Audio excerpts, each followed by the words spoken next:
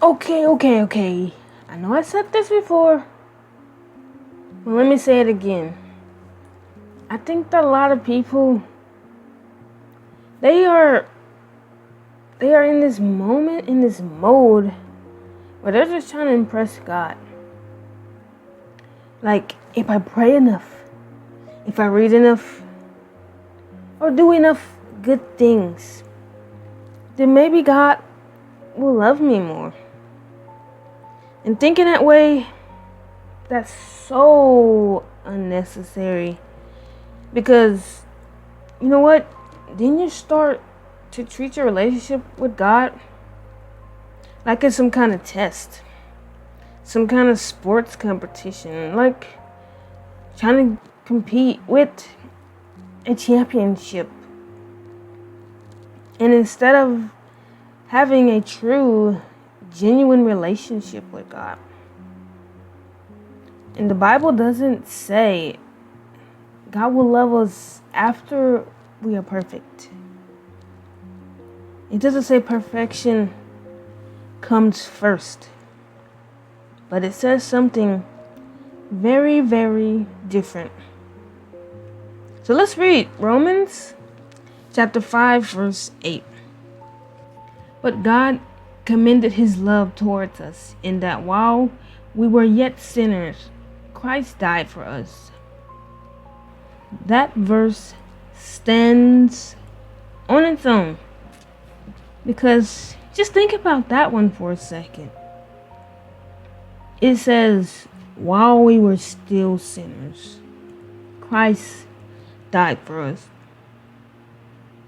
And because, that's what the Lord wanted. And it would be so good for him. And he did such a good thing for us that he wanted us to have a second chance. He wanted us to be able to have that ability of living right, making better choices, just to have that chance. Now, if you make a mistake, if you do something so bad, so terrible, then that's on you. But Christ had gave us that chance to do right. And God's love was already being shown before. Way before a lot of us have even gotten here. So let me tell you that our faith and our belief does not base upon having good days or having bad days. So you got to stop being hard on yourself, because it's not a performance. There's no left or right. It's a center ground. And if you are somebody, if you're thinking in these ways like, oh, I just messed up today, God is probably so far from me right now. Or I just haven't been praying enough. Maybe God's really disappointed in me now. You may start feeling really guilty. And let me tell you, that's so dramatic. It's a bit dramatic. It's a bit much. But your growing does matter. And trying to earn God's love and then punishing yourself at the same time, that is not something that the Bible teaches. Because if it did, then you know what? We would just spend our lives so terrified. We would be overthinking about the tiniest little things. Like, I cut in front of somebody by accident because I didn't see him. Then you start, you're mad at yourself over that, something that was accidental. And let me break it to you this way. It's, kind of like an artwork. Imagine you are sitting at your desk, your lovely desk, and you are preparing something so magnificent, the most beautiful artwork that you can think of. But instead of, doing it for you, you're doing it for someone else. You're trying to impress someone else. That is your sole focus on the artwork. You're overthinking, you're overworking your mind because you're like trying to get approval of others. And that's not true love, is it? Is that true love? Trying to willingly make someone else just be so proud of you. You're not doing it for yourself. And it's not even us like climbing up to God or someone else looking for 2 thumbs up. That's not how it works. Because this scripture, this verse right here, matters just as much. Ephesians chapter 2, verse 8 and 9 tells us, "For by grace you have been saved through faith, not by works." Keyword, not by works.